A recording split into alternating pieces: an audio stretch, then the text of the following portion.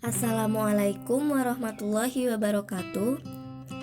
Saya Ajeng Ayu Maulida Putri, NIM 249, jurusan Manajemen F19, Fakultas Ekonomi Universitas Muhammadiyah Jember. Di sini saya akan membahas lagi materi yang telah disampaikan pada webinar dari Universitas Islam Indonesia. Materi yang pertama adalah Agile Organization. Agile Organization adalah kemampuan sebuah organisasi untuk tangkas dan cepat dalam menghadapi perubahan. Agile Organization merupakan upaya organisasi untuk senantiasa tangkas dan cepat dalam melahirkan berbagai hal yang bersifat inovatif. Relevansi organisasi Agile di Indonesia. 1. Organisasi Agile diperlukan karena pada saat ini bukan organisasi yang paling besar atau paling kaya, tetapi organisasi agile dan fleksibel yang menjadi pemenangnya. Contoh Gojek, dikarenakan selalu berinovasi dalam memenuhi tuntutan pasar. 2. Organisasi agile terwakili pada inovasi yang ditampilkannya. Contoh, bagaimana divisi sumber daya manusia mendesain program Flexi House untuk menarik para milenial. 3. Dengan menjadi organisasi agile dan menggunakan metode terukur, maka manajemen proyek sebelumnya yang tadinya lama dapat menjadi lebih singkat. 4. Organisasi agile terfokus kepada pelanggan sehingga harus mampu beradaptasi pada perubahan pasar atau pelanggan.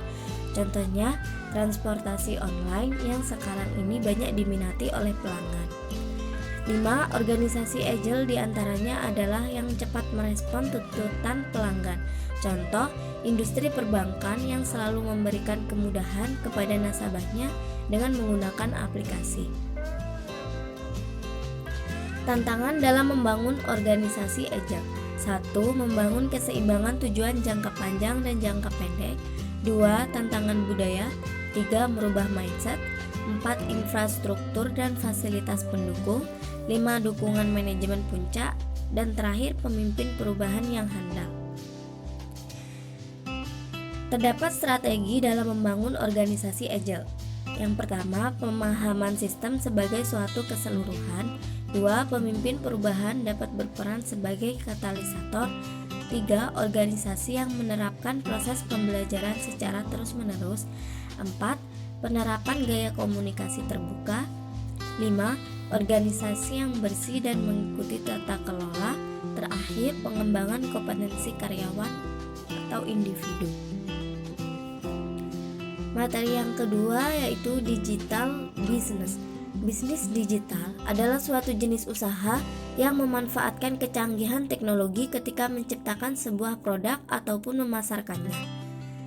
Bisnis digital tidak hanya tentang produk fisik yang dikemas dalam bentuk digital seperti e-book. Semua jenis usaha yang menjual produknya secara online, baik menggunakan website maupun aplikasi, termasuk dalam ranah bisnis digital, seperti contoh e-commerce. Materi yang ketiga, mengelola organisasi bisnis via work from home. Organisasi bisnis merupakan wadah berkumpulnya orang-orang untuk melakukan serangkaian aktivitas yang menghasilkan barang atau jasa dengan tujuan mendapatkan profit atau laba. Working from home, telework, remote working, distance working between home and office. Ruang lingkupnya. 1.